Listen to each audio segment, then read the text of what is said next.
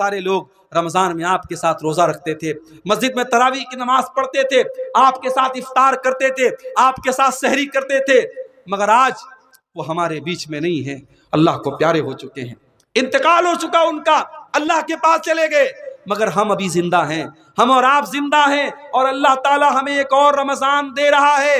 یہ بڑا اچھا موقع ہے میرے بھائی کہ اپنے حالات کو ہم سدھار لیں، اپنی کمیوں کو ٹٹول لیں۔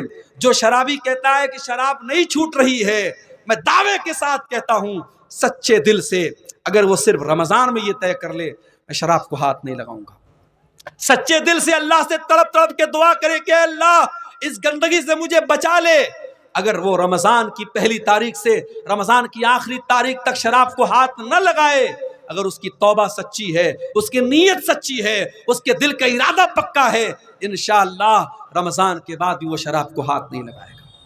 جو لوگ سال بھر نماز نہیں پڑھتے، آئیے رمضان آپ کو موقع دے رہا ہے۔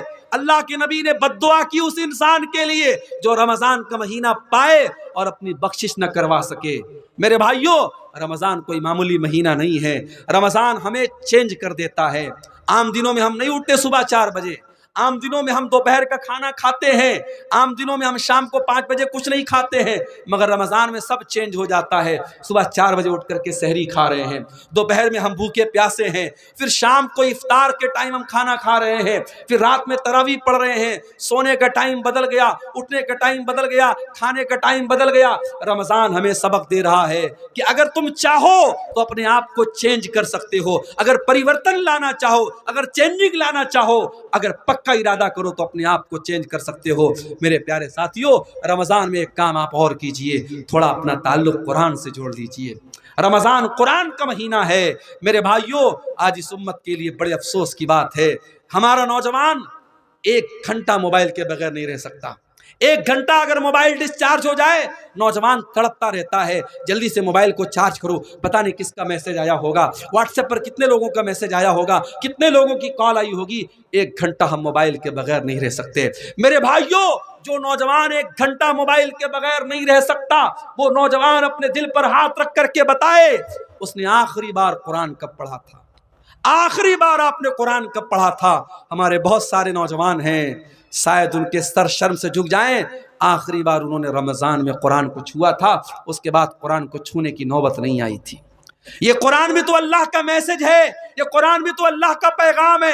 کل قیامت کے دن اللہ پوچھے گا، میرے بندے میرا میسج تیرے گھر میں پڑا تھا، میرا پیغام تیرے گھر میں پڑا تھا، میری کتاب تیرے گھر میں پڑی تھی، تو نے کبھی نہیں سمجھا، تو نے کبھی نہیں پڑھا، تو نے کبھی غور نہیں کیا، کبھی اس قرآن کو سمجھنے کی کوشش نہیں کی۔ میرے پیارے ساتھیوں، اس قرآن کو پڑھو۔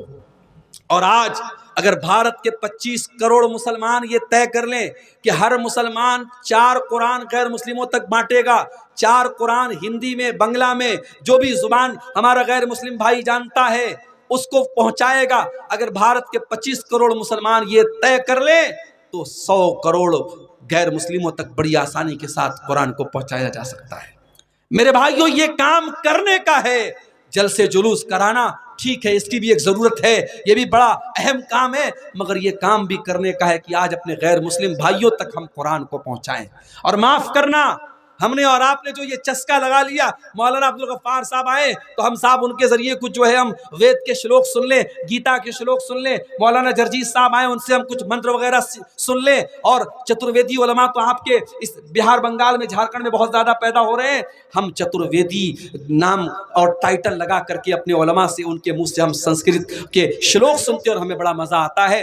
یہ کوئی مناسب بات نہیں ہے، یہ کوئی اچھی بات نہیں ہے۔ بہتر تو یہ تھا کہ آپ اپنے غیر مسلم بھائیوں کو قرآن کی آیتوں کے ذریعے سمجھاتے، جنت کے بارے میں ان کو بتاتے، جہنم کے بارے میں ان کو بتاتے۔ میرے پیارے ساتھیوں، آج کام یہ کرنے کا ہے، آج نبی کی سیرت کو عام کرنے کا موقع اور وقت ہے۔ میرے بھائیوں، آج دنیا پیاسی ہے، آج دنیا کو ضرورت ہے محمد رسول اللہ کی تعلیم کو جاننے کی، اور ہمارا اور آپ کا تو یہ عقیدہ ہے کہ ہمارے نبی اللہ کے سچے رسول ہیں، اور ہمارا دین اللہ کا سچا دین ہے، اور جب اللہ کا سچا دین ہے تو یقین رکھو میرے بھائی، اس بات کی گارنٹی ہے کہ اس دین کے اندر اللہ تعالیٰ نے ایک اٹریکشن رکھا ہے، ایک آکرشن رکھا ہے۔ اس دین کے اندر اللہ تعالیٰ نے ہر انسان کے دل میں ایک آواز ہے، ہر انسان کی فطرت میں، اس کے نیچر میں یہ دین موجود ہے، بس ضرورت ہے اس کو باہر لانے کی. اگر ہمارا کوئی غیر مسلم بھائی اگر اس کو ہم صحیح طریقے سے اسلام کے بارے میں سمجھائیں تو کچھ نہیں تو کم سے کم اس کے دماغ میں جو غلط فہمی کا نفرت ڈالا گیا ہے،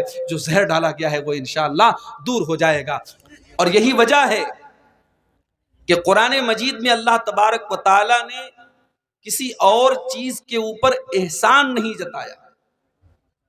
کسی اور چیز کا نام لے کر کے اللہ نے یہ نہیں کہا کہ میں نے یہ چیز تم کو دے کر کے تم پر احسان کیا ہے.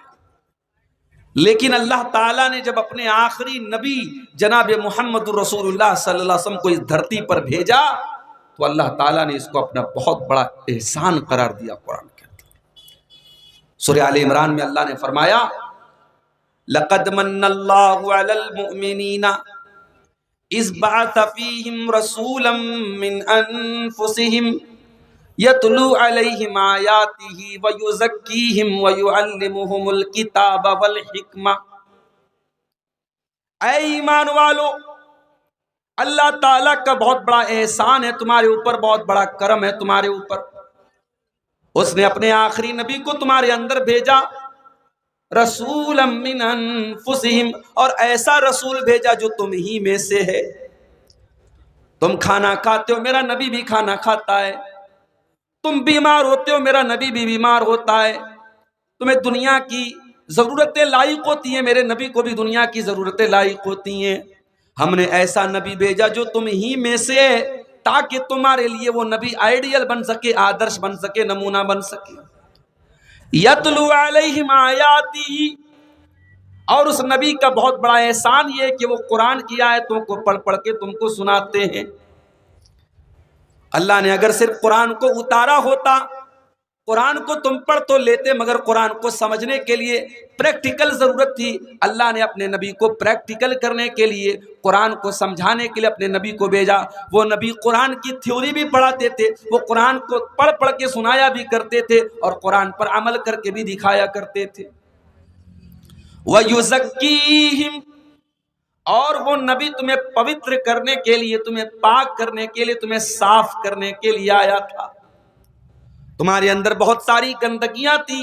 تم شراب پیا کرتے تھے، تم زنا کیا کرتے تھے، تم مردار کھایا کرتے تھے، تم غیر اللہ کے آگے سر جھکایا کرتے تھے، تم اپنی سوتیلی ماں سے شادی تک کر لیا کرتے تھے، اپنی بیٹیوں کو قتل کر دیا کرتے تھے، اپنی عورتوں پر ظلم کیا کرتے تھے، تم جوا کھیلا کرتے تھے، تم حرام کھایا کرتے تھے. وَيُزَكِّيهِمْ، اس نبی نے آ کر کے تم کو پوتر کر دیا، تمہیں پاک کر دیا، تمہیں تمام گندگیوں سے نکالا.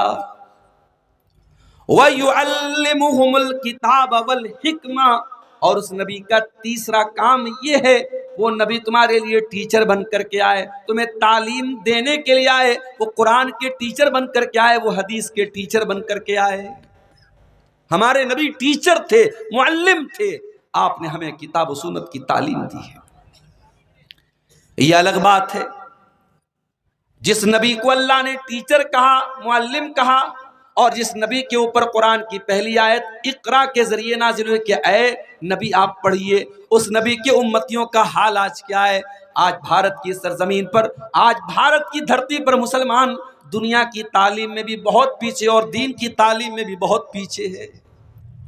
مسلمانوں کی بستیوں میں آپ چلے جائیں، ڈھنگ کے اسکول نہیں، ڈھنگ کے مدرسے نہیں، کالجز نہیں، یونیورسٹیز نہیں. مسلمانوں کی بستیوں کی پہچان ساؤتھ سے لے کر کے نارتھ تک، اور ویسٹ سے لے کر کے ایسٹ تک، اور کشمیر سے لے کر کے کنیا کماری تک مسلمانوں کی پہچان ہے بریانی کی اور کباب کی اور پراٹھے کی اور طرح طرح کے کھانے پینے کی چیزوں سے. میرے بھائیوں، مسلمانوں کے علاقے کھانے پینے کے شوق سے پہچانے جاتے ہیں. مسلمان تعلیم کے لیے، کوچنگ سینٹر کے لیے، اداروں کے لیے اور تعلیم کے لیے بہت کم جانا جاتا ہے. یہ بڑے افسوس کی بات ہے. ہمارے نبی معلم تھے، ہمارے نبی ٹیچر تھے، ہمارے نبی دنیا کو تعلیم دینے آئے تھے، دنیا کو جہالت سے نکال کر کے علم کی روشنی دینے آئے تھے. ہم اس نبی کے امتی ہیں میرے پیارے بھائی. اس نبی کا مقام یہ ہے، اس نبی کی عظمت یہ ہے کہ اللہ تبارک و تعالیٰ نے جتنے نبیوں کو دنیا میں بھیجا، ہر نبی سے اللہ تعالیٰ نے ایگریمنٹ لیا، ہر نبی سے اللہ تعالیٰ نے وعدہ کروایا کہ اگر میرا آخری نبی تمہاری زندگی میں آئے گا تو تم میرے آخری نبی کو فالو کرو گے، میرے آخری نبی پر ایمان لاؤ گے.